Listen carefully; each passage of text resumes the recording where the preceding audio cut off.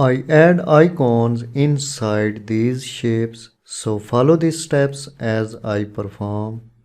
Click on Insert, then click on Icons, then select these icons, select this icon, then select this icon, select this icon, and select this icon.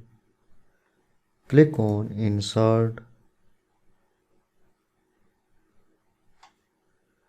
resize these icons together, more resize up to 0.28,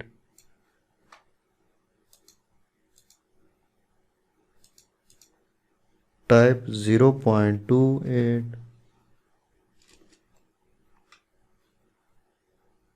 then click on Graphic Formats, select white color for all icons,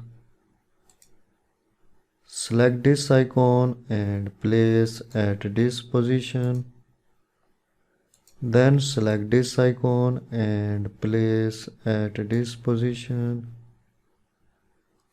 then select this icon and place at this position,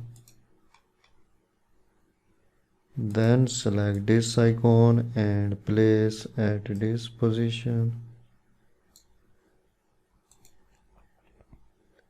After that, select this icon and place at this position.